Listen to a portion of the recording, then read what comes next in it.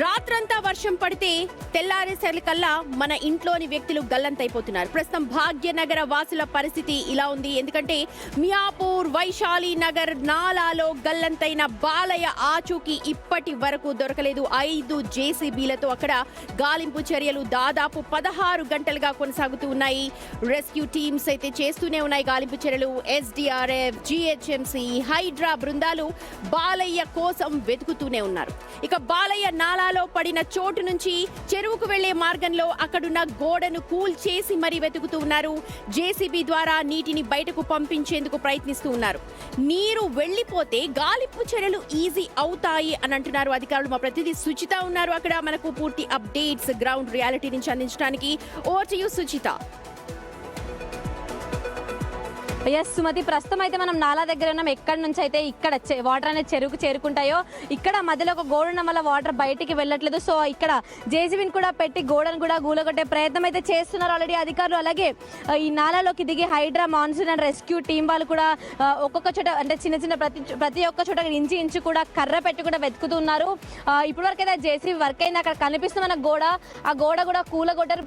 బేసిక్గా ఇందులోంచి వాటర్ అటు వెళ్లకుండా అయితే గోడను కట్టడం జరిగింది. కాకపోతే ప్రస్తుతం వాటర్ ఇలా ఒక బాడీ లోపల ఉన్నా కూడా దొరకడానికి అయితే ఈ గోడ కూడా కూలగొట్టారు. అలాగే కర్రలు అనేవి అక్కడ అడ్డంగా పెట్టి బాడీ ఉన్న బయటికి వెళ్ళ ఆపే ప్రయత్నం అయితే చేస్తూ ఉన్నారు సుమతి.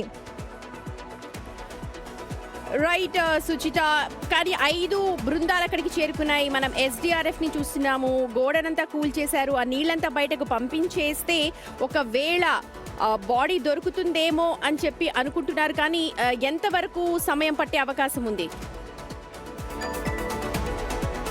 సుమతి, ఇప్పటికి దాదాపుగా 17 గంటలు అవుతుంది ఇక్కడ బాడీ అనేది గల్లంత బాలయ్య బాడీ అయినా కూడా ఇప్పటికి కూడా అయితే దొరకలేదు. అసలు ఎంతసేపు పడుతుందో కూడా తెలియదు. ఎందుకంటే బాడీ అనేది నీళ్ళలో పడ్డాక మినిమం ఒక 24 అవర్స్ అనేది పడుతుంది. ఒకవేళ ఫ్లోట్ అయ్యే అవకాశం ఉంటే మాత్రం ఖచ్చితంగా ఇంకా 16-17 గంటలు అవుతుంది, ఇంకా బాడీ దొరకలేదు. ఒకవేళ దొరికితే మాత్రం ఇక్కడే దొరకాలి. ఇక్కడ దొరకకపోతే ఖచ్చితంగా చెరువులోకి వెళ్ళిపోయినట్టే.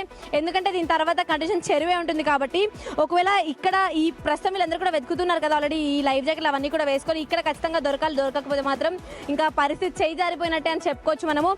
ఎంతసేపు పడుతుంది అంటే మాత్రం చెప్పలేము ఖచ్చితంగా. కాకపోతే బృందాలు అయితే దాదాపు 17 గంటల నుంచి కూడా వెతుకుతూ ఉన్నారు బాడీ కోసమే సుమతి.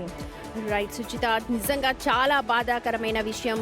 పట్టుమని వర్షం పడిందో లేదో ఇలాగా మనుషులు మాయమైపోతున్నారు. మరి దీనిపైన ఆ ప్రభుత్వం కావచ్చు, లేకపోతే దీనికంటూ ఆదేశించిన అధికారులంతా కూడా ఇప్పుడు మరి తప్పెవరిది?